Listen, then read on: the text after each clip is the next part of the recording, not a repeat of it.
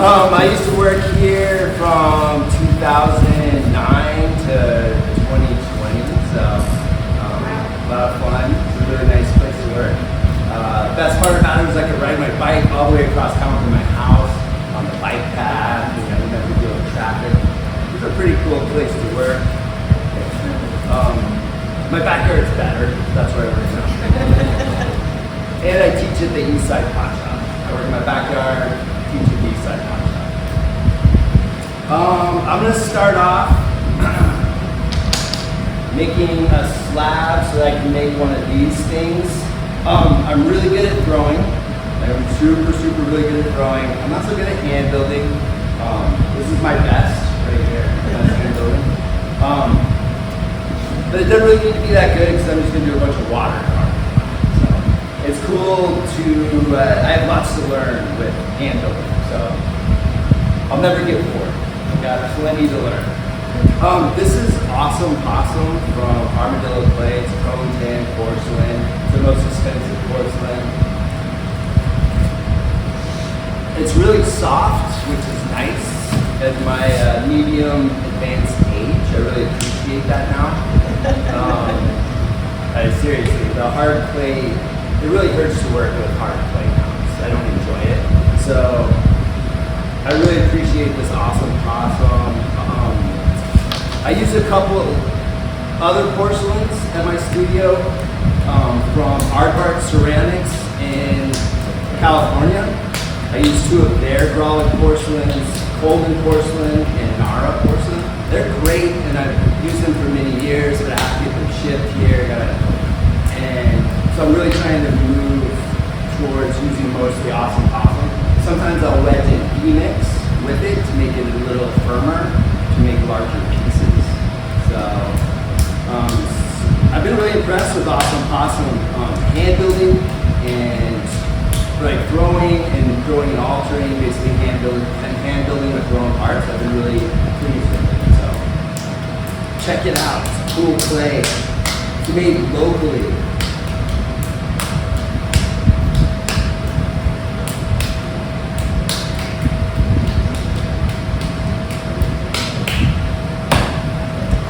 Always keep your clay wrapped up if you're not using it.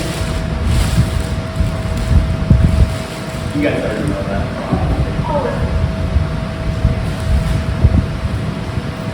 So I'm going to remove a lot of clay from this, so I need the slab to be pretty thick. And Grolic porcelains are really cool because they don't mind being really thick. A lot of clays will crack really thick, but this type of porcelain, you know, enjoys it. It's really cool with it. They can handle being really thick, then really thin, really thick, and really thin. So I'm just making a oval hamburger patty.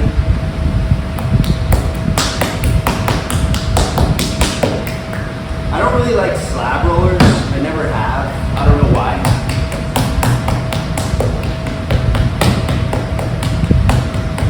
I'd much rather do this. Is there? You got a roll?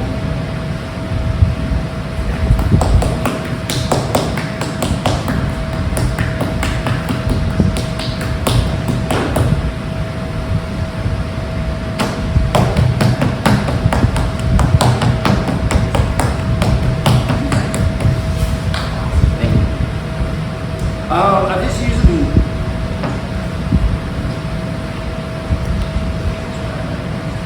This guy's real.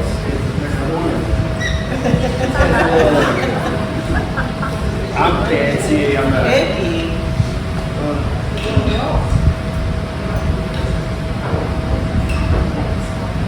high maintenance. I was on the cover of Ceramics Monthly in March 2006. I'm sorry.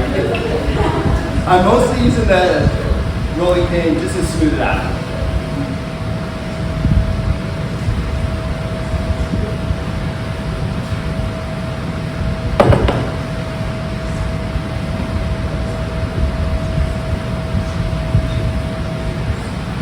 And this is as fast as I usually do it in my studio.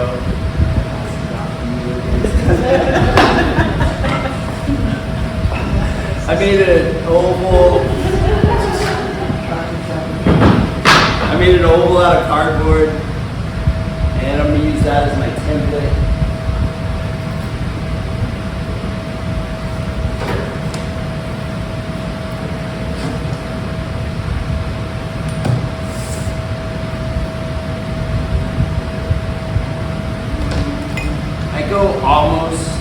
I go about half this speed in my studio.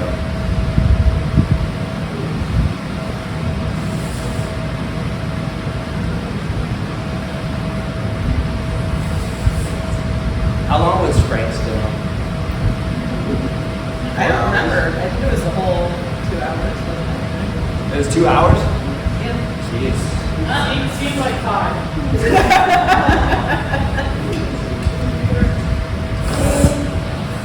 I will not be doing a 2-hour demonstration. It's summertime. Ryan, you just said that this porcelain is great thick of it. That's so interesting. I work with porcelain. Every time you hear about porcelain, it's like it cracks and stuff. So that's a very interesting perspective that thick of it doesn't water or decay and doesn't crack. It's not the same. They lied to us about everything. Exactly. I mean, this is a revelation that's happening today. Is it just drawing now? Yeah, I don't know what it is about this type of plate because it's so. I mean, is this awesome person that is like that, or all the porcelain that you work with? All the hydraulic based porcelains. Like EPK based porcelains, not so much. Those hydraulic based porcelains have they've always worked well for me. Having thick and thin, being really thick, the whole thing being really thick, or having it thick, thin, thick. Sometimes they'll warp because they're kind of glassy in the firing. They melt like a glass, but they have other problems. But you know they can do that. Which once I figured that out, like 25 years ago, it was very exciting, right? So I couldn't make a lot of stonewares can't handle being thick, right? They're just going to crack into it. So I was really excited about that. A lot of the work, like this type of work, came from finding out that a clay could be, you know, thick and then thick and thin. Just, you know, survive a fire and all that.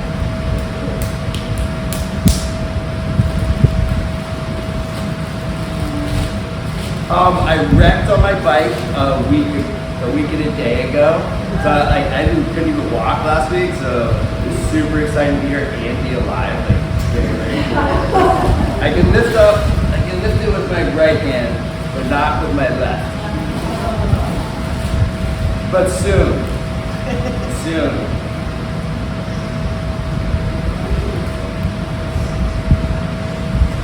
All right. I got my really thick slab. It doesn't have to be that pretty because I'm gonna do a lot to it later.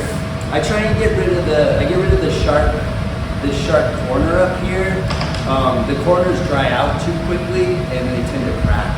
So I always round those off with a little bit of water.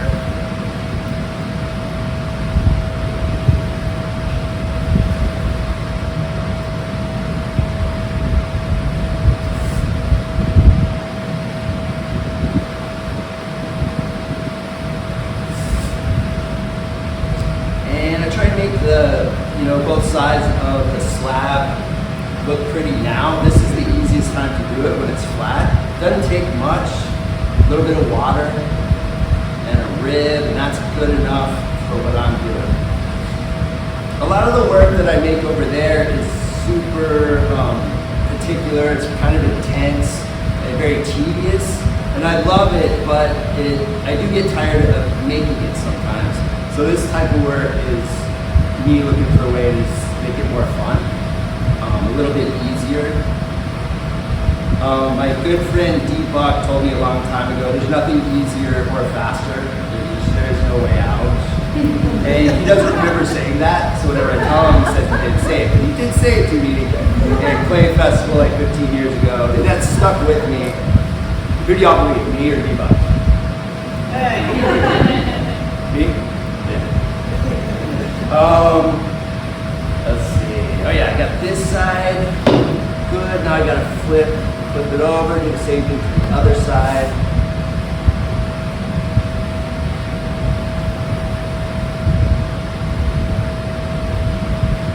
I would love to never grow again and just be a hand builder and a painter. That'd be so cool.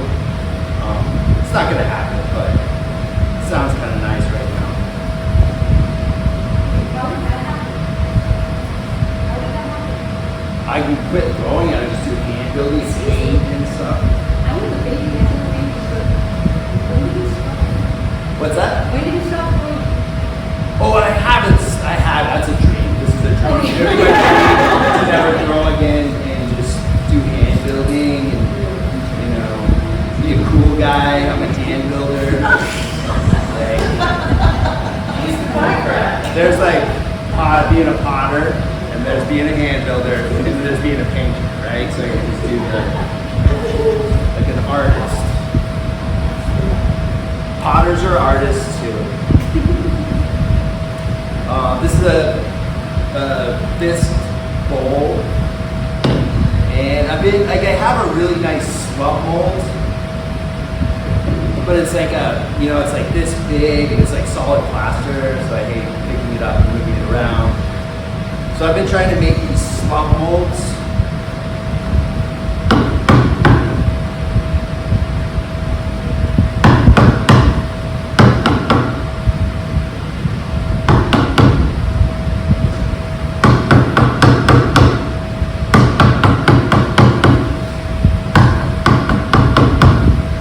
I was gonna drill a couple holes in the bottom of this afternoon so the air can escape as I'm smashing it down, but it was too hot outside. Gotta let some of that air out.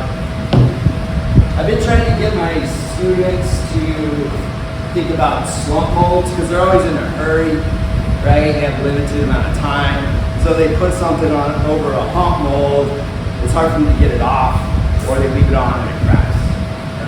If you do a slump mold, you don't have to worry about any of that. You put it in there, wrap it up, you can come back whenever you want. You don't have to worry about any of the shrinking.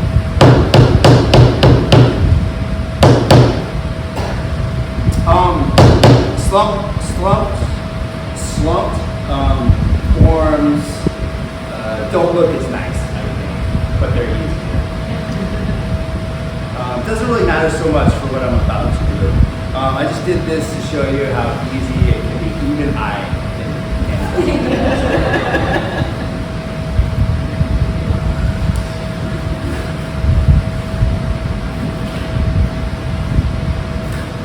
So that's how this has that nice curve. I did this on the plaster hump mold, and this one I did on, I did it like this as well.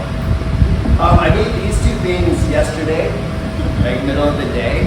And I left them cut them off the block yesterday, left them out in my studio overnight, and then I put them out in the sun this morning, and they're pretty much bone dry. So that's all right. So now I'm ready to start decorating, and the pieces that I have over here,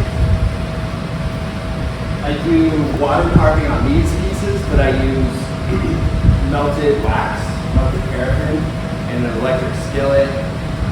There's a million videos of me on my Instagram doing it.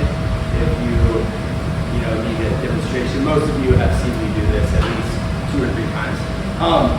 I love this technique, but I'm sitting over an electric skillet, and there are fumes coming off of it. I have a vent system, but it's like hot, and after I paint on the wax, I use a knife to cut the edges to get the edge that I want. It's very tedious, very time consuming. It's not that nice in the summer, right, when it's hot.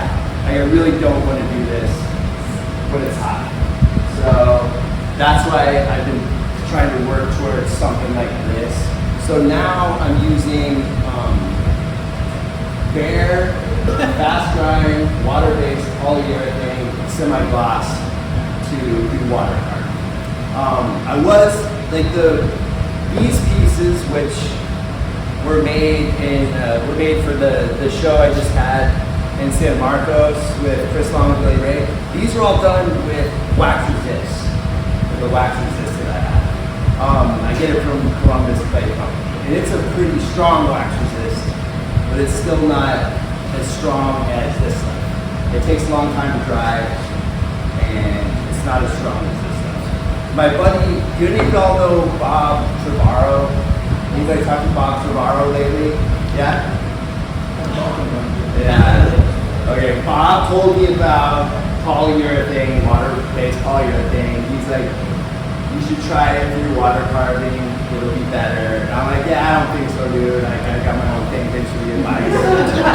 And finally, I was like, I'll try out the Min Wax, which is a polyurethane. That works pretty good. But then I saw this stuff. This stuff works great. So Bob Trevorrow gets credit for this iteration of my work. And you can call him. I haven't talked to him for a while.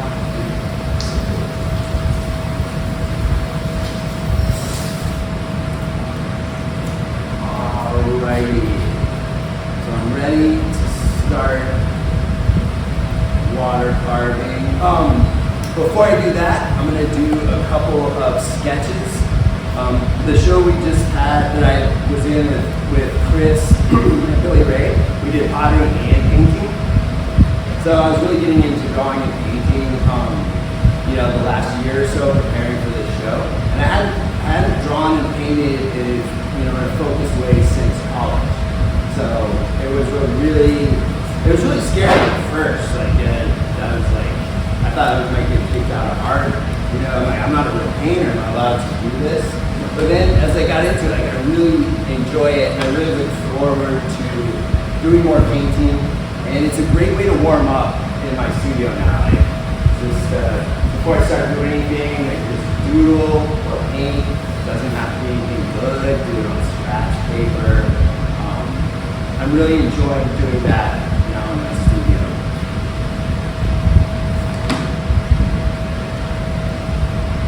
I got a bunch of sketches that I've been doing, and paintings and drawings from the last month. You're welcome to take a look at these and honestly around.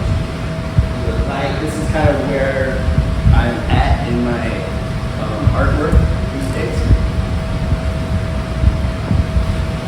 When I was painting, I had to I would practice doing one mark over and over again on various pieces of paper before going to the painting, and copying that one mark.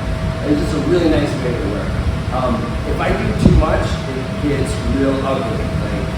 Putting too many things on a drawing or a painting, it's very ugly very quickly. So I would just try to do, a couple, 3 good marks and then one piece of color. And that was starting to work out for me. I'm still, kind of starting out on this, but that's how I was thinking about it. So that's what I do now before I start water carving on this stuff. Just make a couple of marks.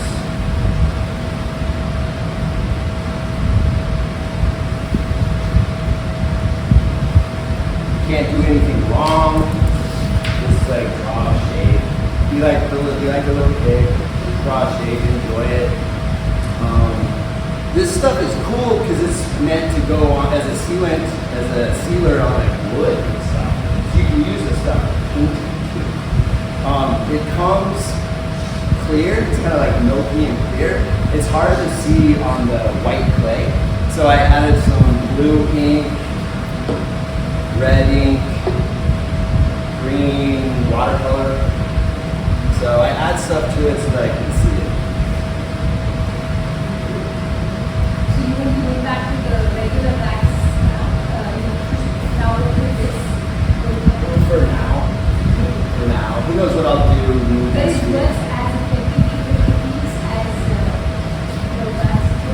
Nah, it's different. What did she ask you? You can't hear. I think I took that question. So you can't hear. So this is what she asked. Oh, it's the switching to this and not going back to wax? She was asking if I was gonna just do this technique and never do this again. I have no idea what I'm doing. That technique will not be done with this? Not really. Okay. Not up to my exacting standards.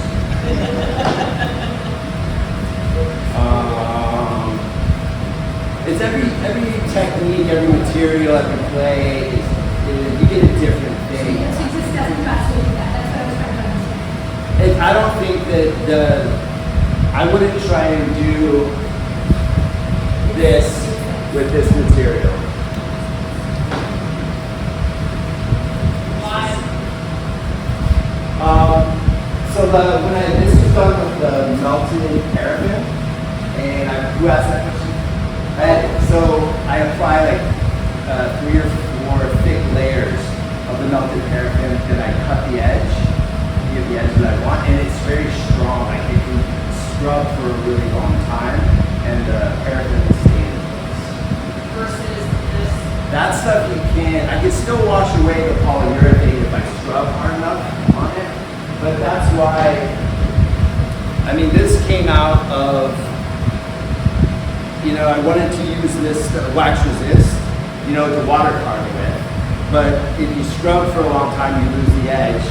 So I'll do 1 layer, let it dry, water carve a little bit with a sponge, then let it dry, then add more wax to protect that first edge.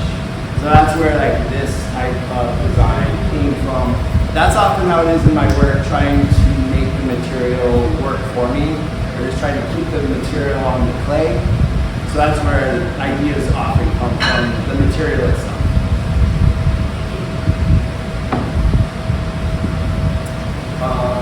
It's good to practice making my marks before I get onto the actual clay piece. I really like the small wedge brushes, or what is this called? What? An angle? Angle, thank you. The small angles work well for me. And these are not expensive ones.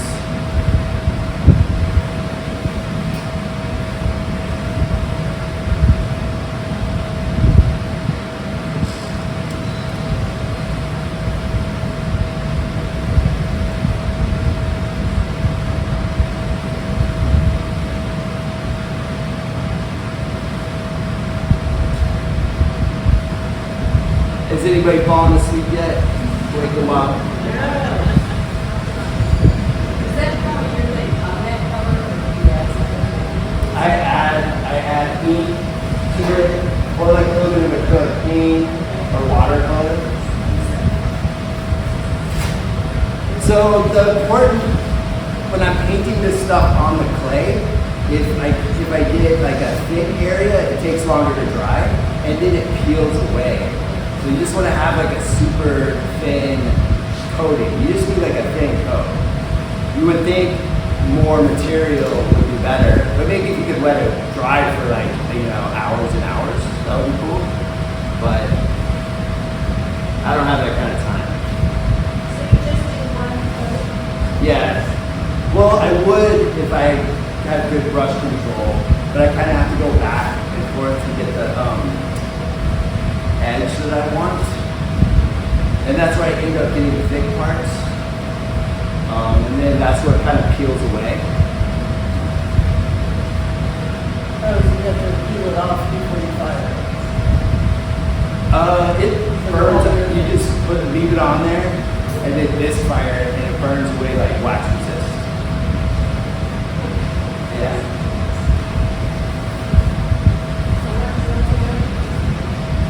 What's that? Here, I'll show you. Let me finish this line.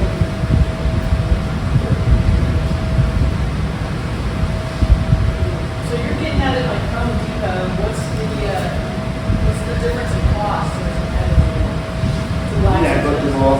Yeah. I mean, this is pretty cheap material. My dream is to get sponsored by Bear Paint Company, and then they'll put me on commercials and I'll be famous. You get done with your Yes.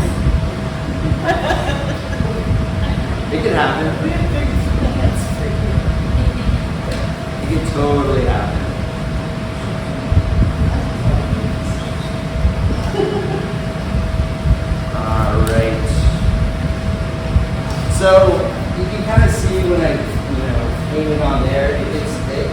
Like it's got like a second coat around the edges. There's like a thicker amount of material.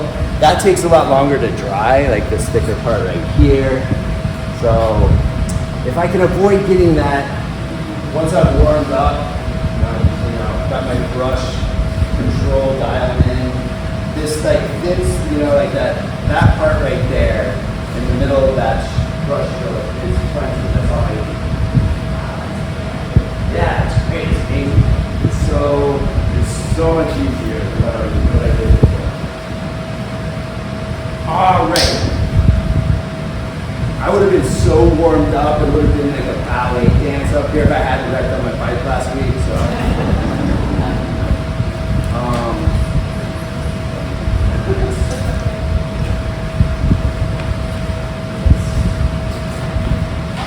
all right, I'm gonna start working on this one right here. I've been like having the polyurethane come over the edge right there. If I were in my studio and I had a little bit more time, I would get this edge really beautifully rounded off. But so pretend this little part right here is perfectly rounded off and beautiful. Now I'm gonna sit down. Does anybody have a question? And can you please speak loudly? Do you sketch what you want to do first, and you just go? I draw on paper a lot first. And then you practice. Yeah, then I just go on here. These patterns that I'm doing require a lot of room to do this, consecutive lines coming out. So I always mess up on that. I always make it too big. And I'm like, I don't have enough room to do 3 more lines. So that's what I did this afternoon. So I'm trying to remember right now, keep it small, so that I have plenty of room to do the other lines.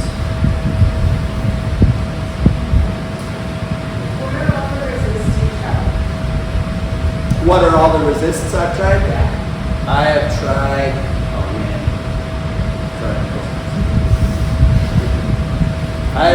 let's see, I started off with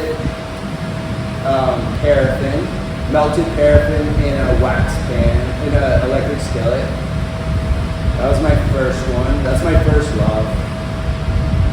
And then I tried some wax resist a little bit, it was a different look, but I did wax resist second. And I was teaching here, and I demonstrated those techniques. And the student said, hey, she asked me if I thought painter's tape would work. And I said, that'll never work. It will never work. And then she came back the next day with all these cool pieces that she did watercolor with painter's tape. I was a teacher. Hey Ryan, can we have the AC to try to listen to you and see if you can bear it? Yeah, that's cool. I'm cool. Just a second.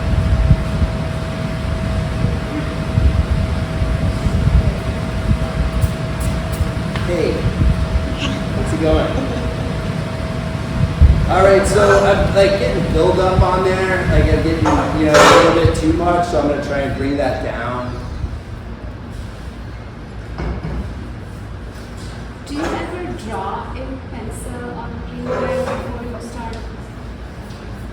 It might leave a mark, and that's really upsetting. You might be able to see the little pencil mark. I tried doing watercolor, just to kind of brush it on, but then it would be confusing if I painted on my actual designs. So, yeah, just kind of freehand it. I repeat things over and over again. That's helpful. If you do the same thing 100 times, you don't really have to sketch it. Before my bike wreck, these lines were perfect. I wish y'all could have seen it. It was amazing. I've been practicing for weeks for this, and I had it all. Oh well. Is your bike okay? I think so. I haven't gotten on it lately. I think I'll ride my bike again. The feeling of superiority I have when I am riding the bike lane past all the cars, stop at a light, like I don't think I can ever give that up. I don't want to, but I'm a little bit scared of my bike right now. Okay, so this isn't gonna be my best drawing, and that's okay, because this is about teaching. So this doesn't have to be perfect. I have a head injury. This is the best I can do. I like to have the design come over the edge.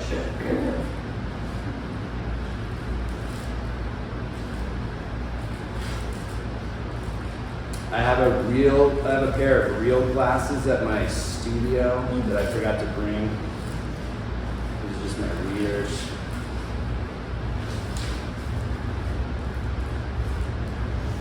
Another thing that I love about Brawlig porcelains is that they often are really strong when they're bone dry. Like they don't chip the way a lot of clays chip, you know, they're not as fragile. Like they're pretty durable when they're bone dry. That's why I can do this technique. Does that make it harder to wash away some of the clay? No, surprisingly. No, it should, but it doesn't.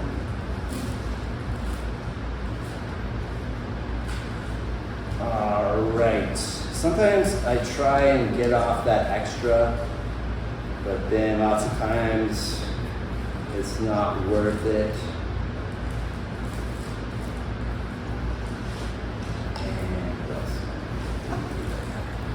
So when I'm working with polyurethane, I have a cup of water, and if I'm not actively painting with the brush, I get it in the water. This is water-based, so you can do that. So this will be dry in a few minutes. While I'm waiting for this to dry, I'm gonna work on this one. This one feels a little damp. This one feels bone dry. What's that? There's one behind you. Oh, okay. I don't know what this is. This is the time of year where I don't have to make 100 things yet or to sell at a show. I have a little bit of time right now. I should be making things that I can sell, but sometimes I just gotta make weird things like this. I don't know what it is. It can do that, and it can also like do that. And I can draw a picture on it.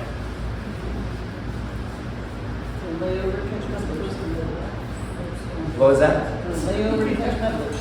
Nice. So is this technique only for bone dry pieces? Yeah, I think you might as well always use bone dry clay. When I do these pieces, I put wax on the rim and on the foot first. If they're not completely bone dry, the wax seals in moisture and they sometimes blow up in the biscuit. So when this clay is bone dry, the clay particles wash away very easily. So you might as well get it. So I'm making this surface look just right. Well, I want it to match all the consecutive surfaces it's going to have. So hitting it with a sponge.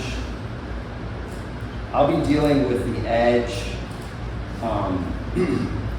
later on when I'm watercoloring.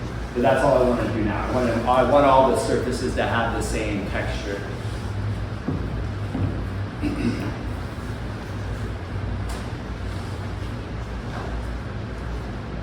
So it's totally dry right there. Those thick parts are still a little sticky. This is one of my favorite resist techniques. This is Krylon triple thick crystal clear glaze. Now it says glaze, but this is not like a glaze. This is just like a glaze, right? Okay, so you can spray this stuff on. Can I spray it in here? Not in here. sure you did some of it. It was just it was too real short.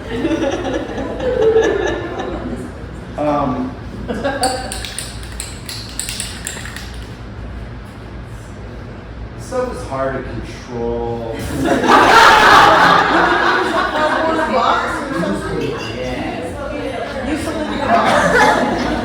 Brian, you can also, Brian, you do it into the trash can. That's a good idea.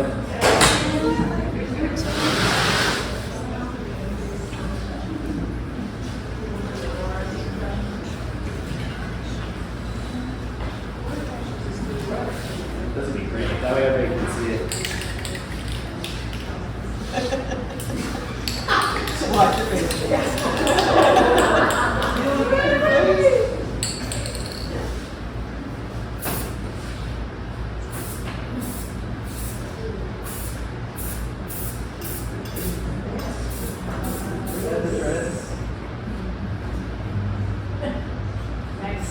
Let's go.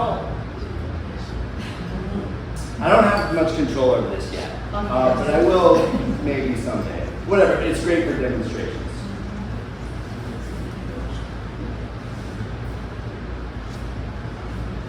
You could probably use a stencil and spray that over a stencil. Like taggers have like different nozzles and stuff. I got a bunch of different nozzles. They're still, I still can't control it. I still like it though. Now we gotta turn this. Do we need the AC again? I'll talk really, really loud. All right.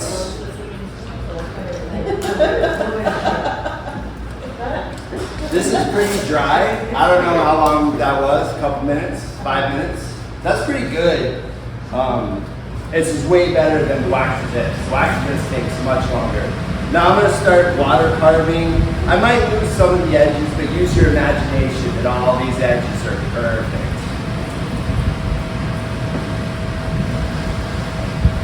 I've been, question?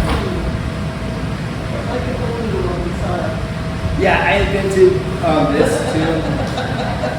This is my water carving bucket. It works really well. It's the right size. I bring it with me to all my demonstrations. This helps a lot. I used to have to hold the pieces up when I first started. My hands would get tired. These are also really good for putting on the splash pan of these Brent wheels. I have them on for my forearms. It helps out a lot. All right.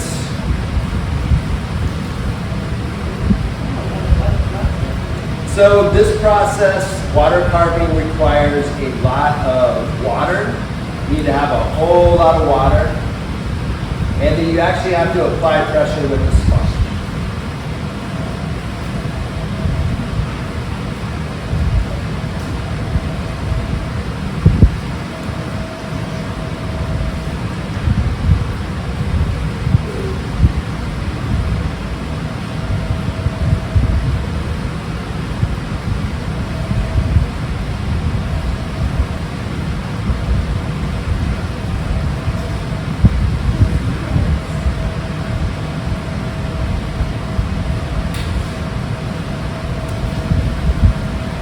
I've been having a lot of fun preparing for this workshop. I thought about just doing throwing or something so I didn't have to prepare. So I could just like walk right in and do something. But I was excited about this technique and I've been having lots of fun getting ready for this. So you guys are gonna have to buy a lot of pottery because I've just been doing this for a little bit.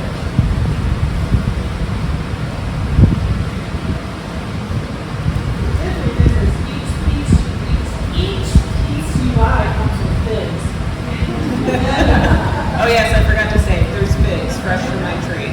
Please take some. I can't eat.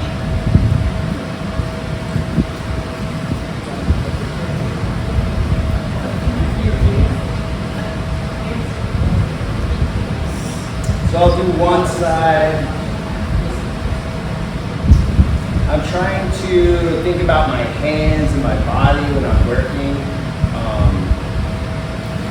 It's nice to be comfortable. It's nice to make things and for it to be comfortable and not painful. So I've been thinking a lot about that, like sitting or standing, being able to rest whatever I'm working on something instead of holding it up with my other hand. How often do these things break while you're etching? I've never broken one. I'm lying. I've broken like so many, but not of these. I haven't broken any of these. I've broken many cups. Let's see. But having that much water just means that all of these have handles. So this clay, Grawley porcelains are all clay. They're all very small clay particles packed tightly together. So the water can't get through. It stays on the surface.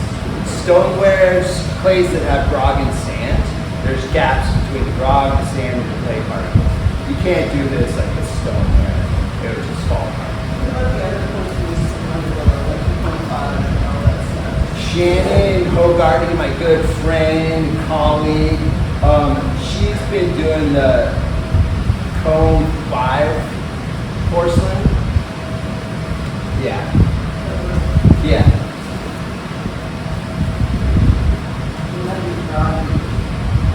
You can do light water carving with bronze clays. You just can't go very deep. You can't do it for very long because the water will work its way through and it'll crack. Great with these, considering you have wax resist or polyurethane on it, do you reclaim it and recycle it, or do you just toss that stuff? I'll usually throw that stuff away. I don't want that going into the clay I'm trying to recycle. Unless it's super watery. All the clay I recycle is like bone dry in a box or a big bucket of throwing water, or slurry. And if I can pour it through a screen, that's fine. Man, this is really bad. But it's not my fault. Never my fault. Why do you think it's bad? I definitely should have let the polyurethane dry longer. You kind of see where it's not holding the edge, especially on that corner, right? But you can feel like I'm getting some depth already. I don't need a whole lot of depth because I want to add more polyurethane and do it again and repeat that step. Have y'all ever seen a comedian where they're working on new material and it's not like, the best night? That's what this is like right now. It's like new stuff, figuring it out. So, but you're learning, so that's cool. I don't like heat lamps or torches or blow dryers. I don't like the sound, and I'll just wait. This is a wax. So I wouldn't think The polyurethane would be affected by heat. It can't handle heat. Let's try a different color. We'll try the pink. Does anyone have a question about anything? I know it's just using with sort of a general one,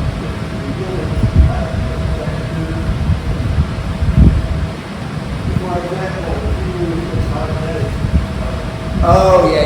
really hot, Uh-huh. you might not make it. It would get clogged up instantly with the clay particles. You gotta have like a pretty big sponge,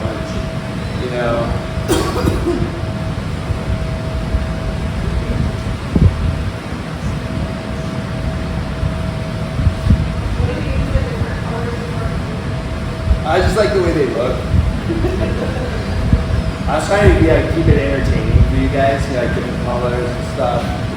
I really go all out for my demonstrations.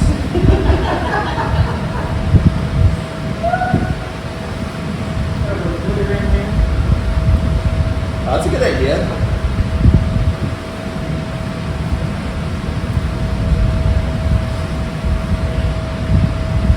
Has anybody fallen asleep yet?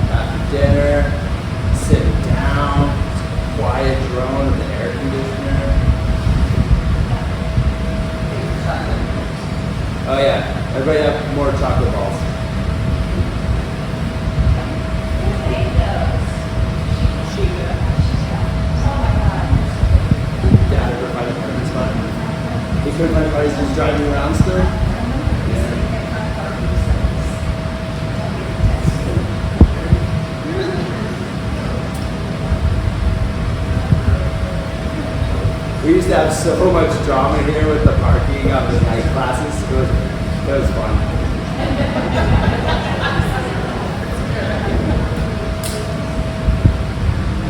We had some really heated discussions with, random people parking in our spots, especially for blues on the green.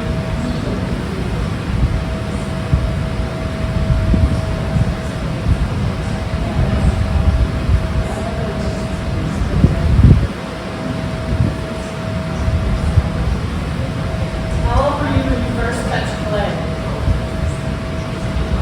Or just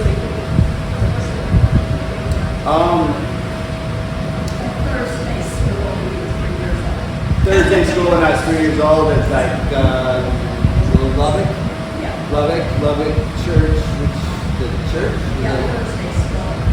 Okay, yeah, 3 years old. How about that?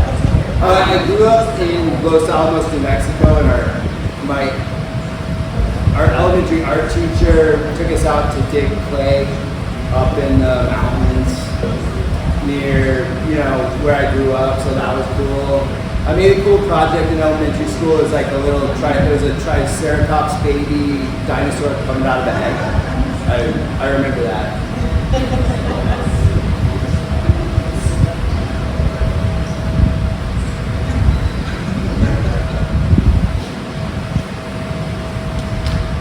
All right, you guys are going to be relieved to know that my brush strokes are getting better.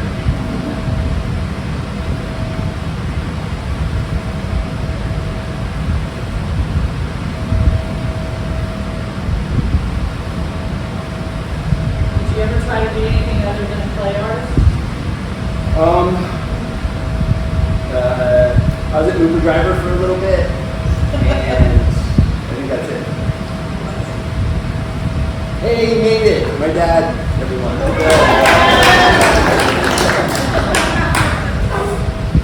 I got lost in the big city.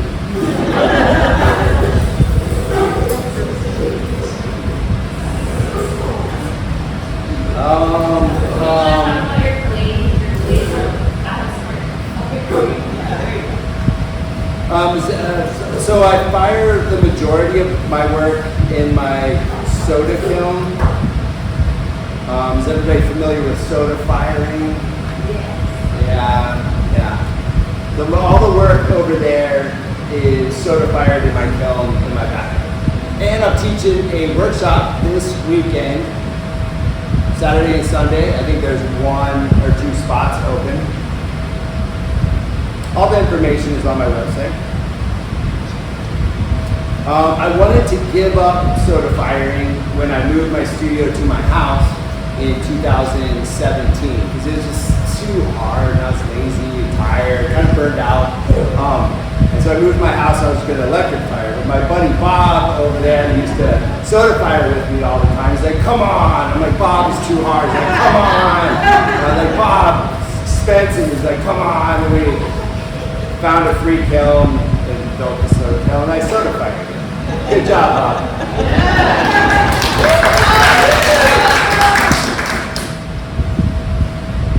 And I don't regret that decision. It's a good decision. I still love soda firing. I was just having so much, I was trying to force things out of the soda kiln that it couldn't do that often, so I had a ton of loss. It would be annoying. And the kiln my first kiln that I built, it was too big. It was just like a third too big, so the cycle was always wrong. Yeah, you wouldn't think about that being a problem, having a kiln too big, but it was just annoying, like all the time. Like if Bob and I were gonna fire together all the time, that was great. But if it was just me, I don't have enough. I gotta make more stuff to fill up the kiln. I'm running out of time, so it's just like that sort of thing. The kiln I have now is smaller and it's the perfect size. I can fire it in 5 hours to cone 12 if I, want to. It's not a good idea, but I can. The work doesn't look as good, but it fires really good.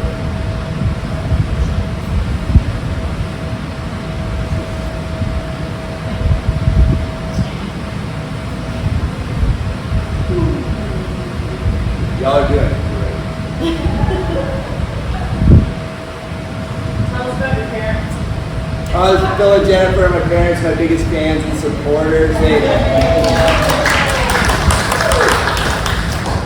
They stayed this week to help me after my bike rack, work in the studio, and help me out with stuff. So thank you. Give them a big round of applause.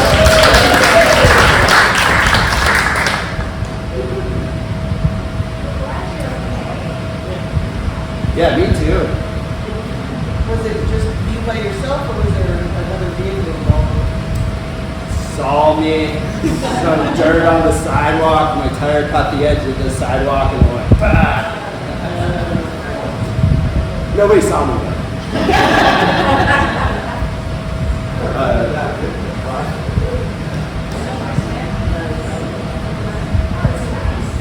I have a tricycle, but the balance is all off on the tricycle. It's it's kind of scary. I'm gonna let this dry. So this is you don't have. I always like to let the clay completely dry in between adding layers. That's just how I am. You don't necessarily have to do that. I'm gonna add a second layer of polyurethane.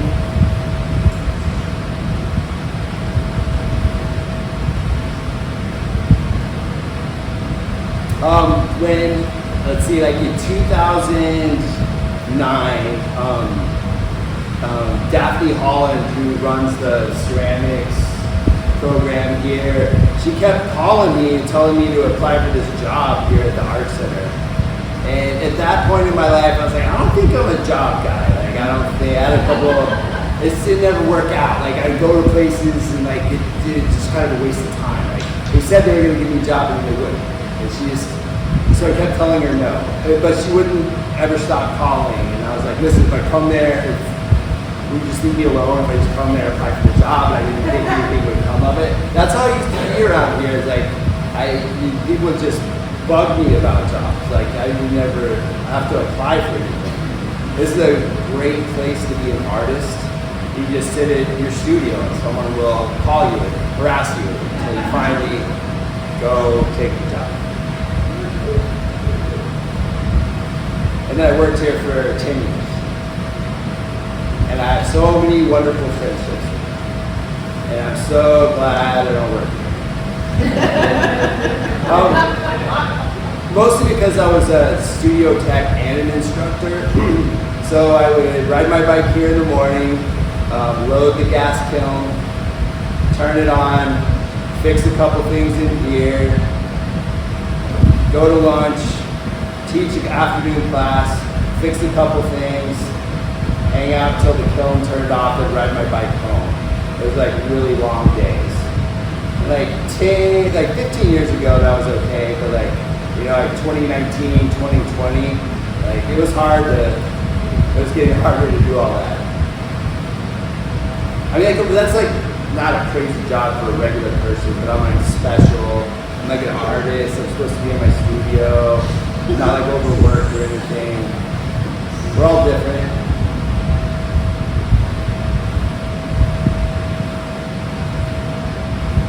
This one's getting better now that I'm getting warmed up.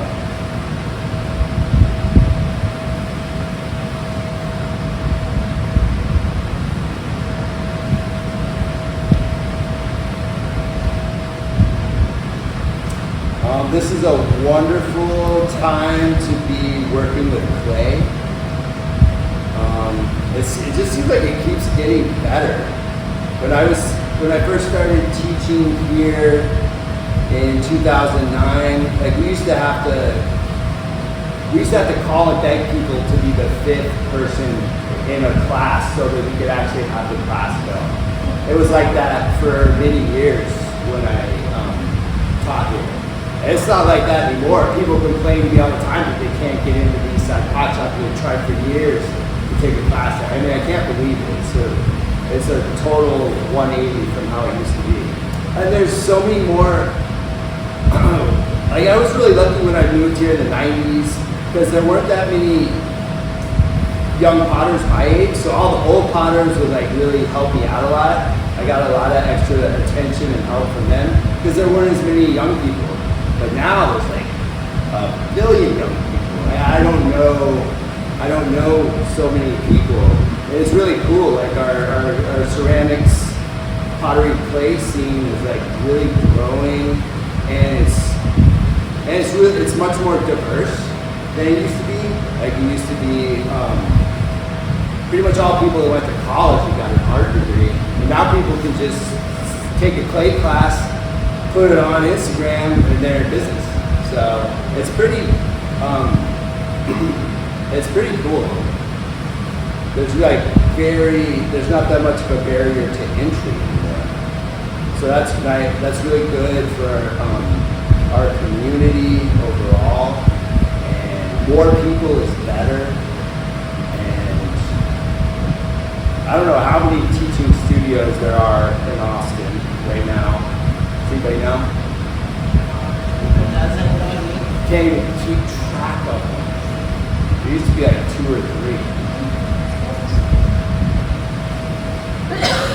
So it's a great time to be working with clay. Keep you out of trouble.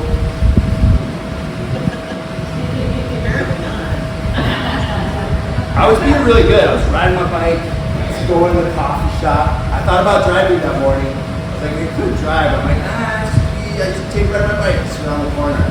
The cloud, that's like the most beautiful morning. I was looking at the clouds or birds, and then boom, I'm always there. You never know. Clouds, birds. Yeah. All right, I'm gonna try water carving this one right here.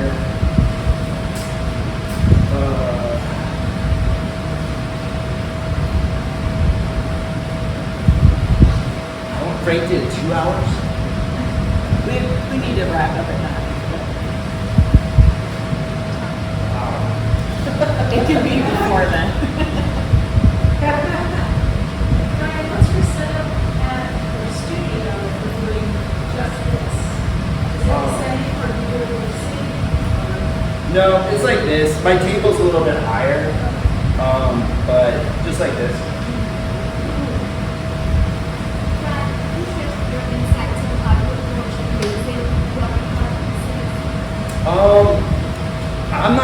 I'm not much of a glazer. Like I can take something and like pour a glaze on the inside and then dip another glaze on the outside. I've always done, I tried to get creative with glazing, and try different glazes layered on top of each other. That usually didn't work out. And then I, focused on carving and then just putting one glaze on top of it or one slip, just one thing. And that's kind of what I've been doing, for the last 25 years. Yeah, I can dip something into a bucket of glaze or pour it on the inside. That's kind of that's all I got. I'm really good at that, but that's all I got. How do you actually accentuate the lines? Out of those lines, like those little, the highlights? White. So that comes from the, well, that'll happen just with the surface tension. Like as the glaze melts and becomes a liquid, it pulls away from that sharp corner. So it gets thinner, so that creates a highlight. And then when I fire the pieces in my soda kiln, soda vapor is attracted to corners and edges. So it builds up on rims, corners and edges, giving more a second highlight. So it kind of just does it itself. And it depends on like the depth of the layers as well as to how much it moves around. Yeah, you can see it on some of those pieces where there's like a shadow from the soda. Like this one. What's that? Yeah, I can pass all of these around. You can see it on this one, where like sometimes there's like the soda glaze can't, I don't know, there was a cup or something blocking the soda glaze on this side, but this side got a lot, and like these areas got a lot of soda, that got hardly any of that. So it kind of just does it on its own. Try and find techniques that do most of the work for you.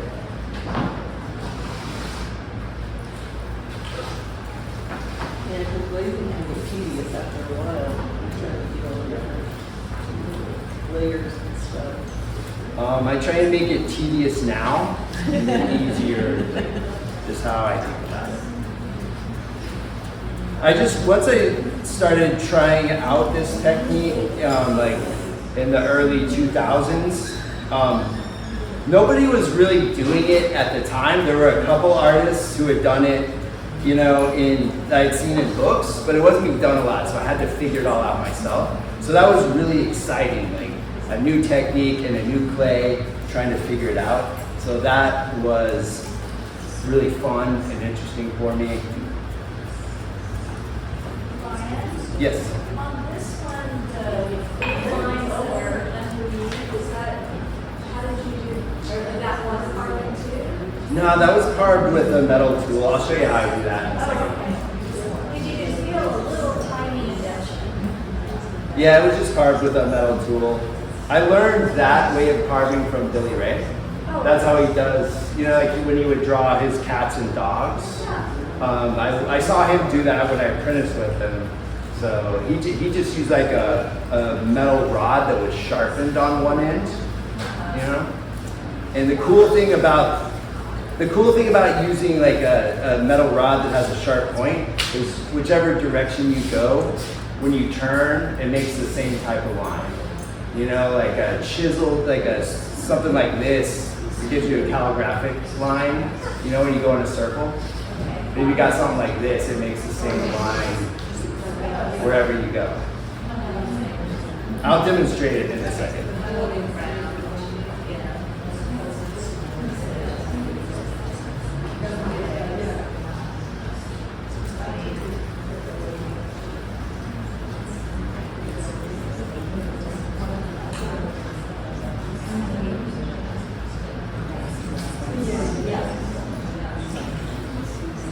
I'm gonna pass this one around. You guys can check it out.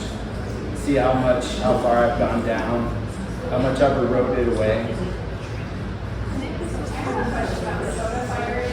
Yeah. I know that they exist, but I don't really know how they differ or what. So a soda kiln is like the kiln that we can turn the gas kiln they have here into a soda kiln by firing it to cone 10 and then spraying in a mixture of water and soda ash into the kiln, you know, at the end of the firing while it's hot. The high heat inside the kiln turns the sodium into a vapor.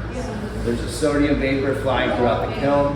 Whenever the sodium vapor comes in contact with a brick or pottery, it bonds with the silica in the clay, forming a sodium silicate clear glaze on the surface.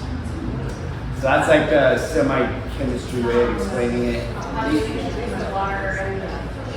I got a Ryobi, like little pressurized tank with a rubber hose and a metal wand, and you just put the metal wand in the kiln, push the button, and it sprays that mist in there. Were you always interested in chemistry as a kid? No, it wasn't, and I'm still not a chemist. Like I know a couple of chemistry words, but I'm not like a chemist. Let your dad tell you. What a story about chemistry? When I was younger, I had visions of turning him into a world-class chemist. Bill is not an organic chemist. My dad's a chemist, like a real chemist. He didn't like chemistry. He said, Ryan, you can run, but you can't hide from chemistry. We'll find you. My daughter was the same way. She worked as a art restoration person. And she didn't want chemistry whatsoever.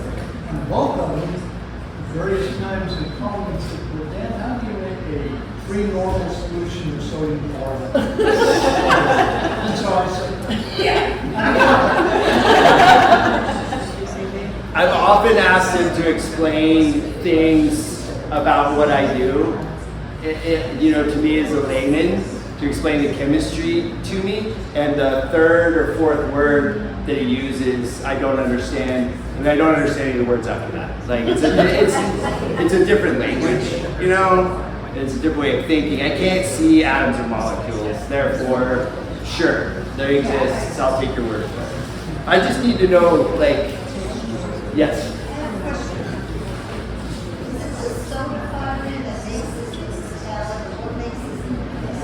It has a lot of copper carbonate That creates the metallic look, and then the soda fire accentuates that.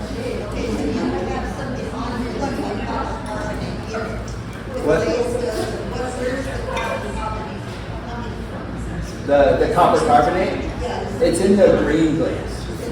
Yeah, it's a green glaze that has lots of copper carbonate. I'm gonna do a second layer right here. Oh man, I forgot the. Never mind. All right, I'm gonna do a second layer right here. I thought I would be able to do this faster. If I hadn't had a bike wreck, I could have done this faster.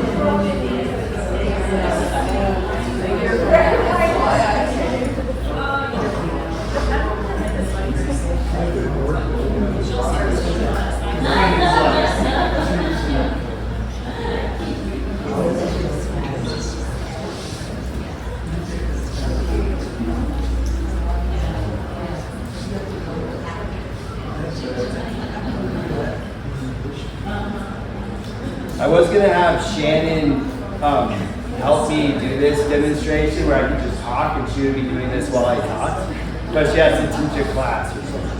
So she was supposed to be tonight Yeah. and had to back out, so you were the reschedule, so yes. I'm the like, yeah, what am I, the runner-up, yeah. Yep.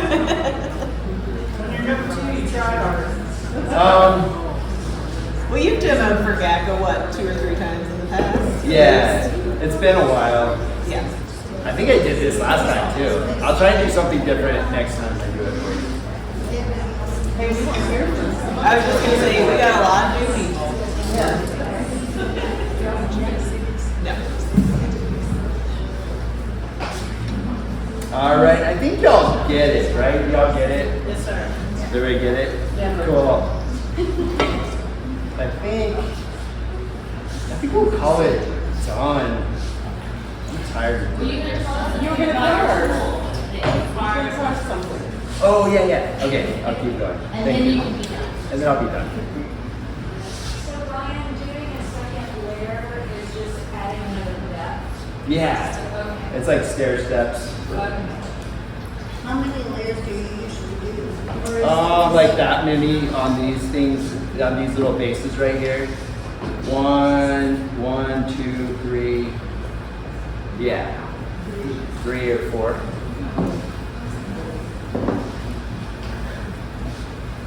And so the ones with the holes in the side, is that just where you edged all the way down to really thin and the side of the like? It broke. It was too thin in the middle and it broke. That's cool. Yeah, I kind of like it. I don't know if I Happy could. accidents. I don't know if I could sell that. It's really fun to make, but I don't know if people are gonna be buying Stick that. a flower in each one, you're good. I mean, I'll try it. I'm doubtful that. Yeah. Or a feather. The middle one, it's got a couple holes in it, it's pretty tricky. See, that's the stuff I think, I like the weird, not normal.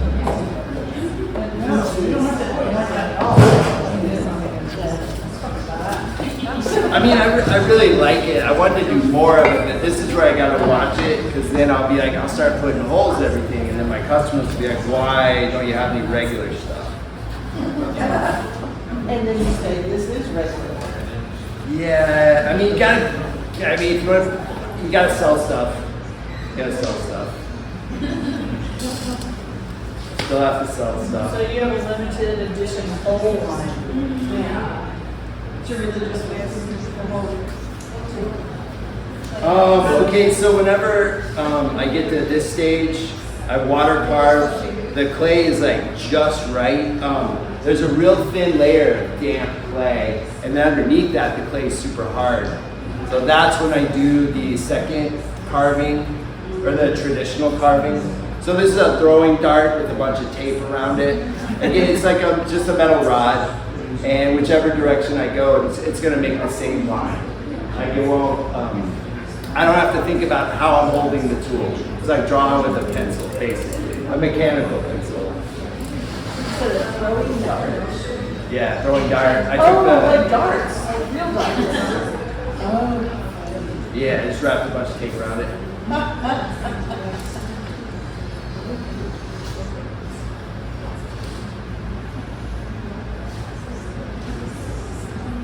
Would a needle tool basically do the same thing, or is that just too flimsy and too long? Maybe less reasonable. Yeah. A needle tool is too thin and sharp. This one's pretty dull because I've been using it for a long time, and it makes a line that I really like.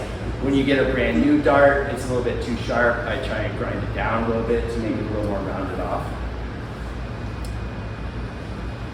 So what I'm doing right here is called kind of dry carving, and it's bad, don't do it. You'll probably all be okay, but yeah, I usually do this now in front of the vent that I have.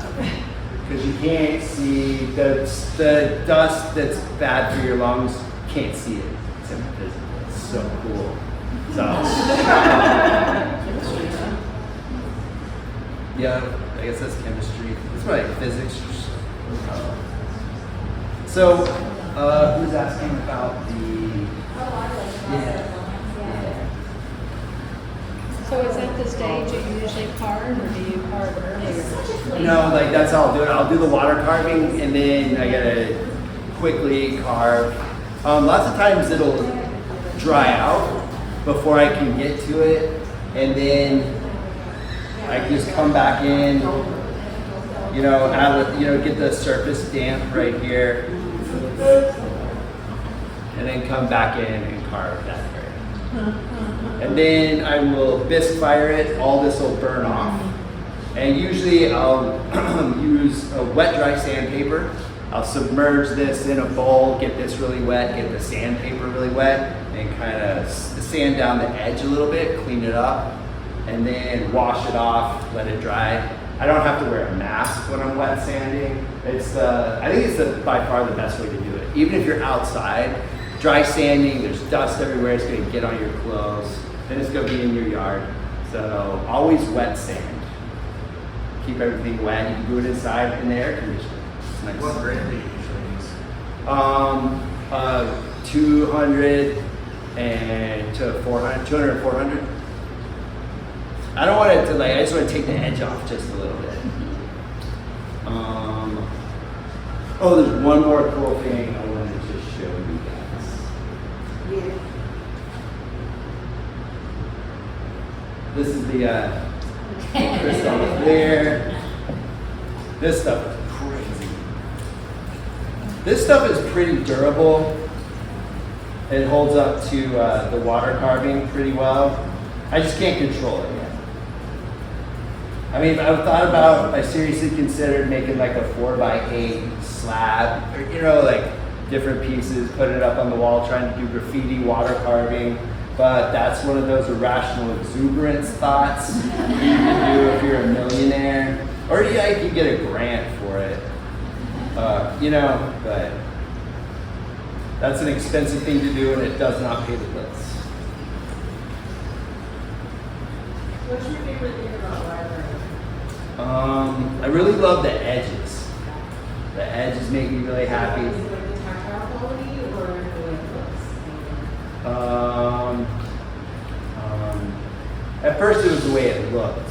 Yeah, I always loved making really hard edge drawings, like with Sharpies and stuff. And this is it's like you can draw it and then sculpt it. Sculpt what you've drawn.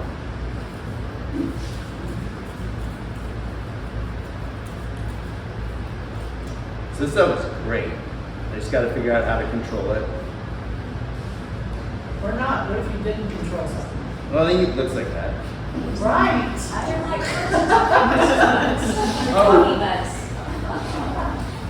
It's got lots of potential. I just have to figure out what to do with it. So when I make these slabs, I let them dry out, and they just have that that curved bottom like this. And I would try and make a flat foot on it when it's leather hard. Like that would never work out. I would try and add things like a foot on the bottom. I was never happy with that. I would try and make slump and hump molds that had a flat part at the bottom for it to sit on, right? But that killed the curve on the inside. So I was pretty excited when I figured this out. This is my new way to make a flat part on the bottom of one of these, you know, oval dishes. It's totally wobbly now. Thank you. So I've got a black bat on here.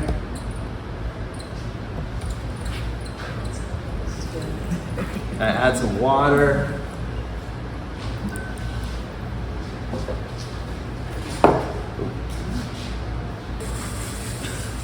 Sarah, could you like come up and like continue out a little water here, please?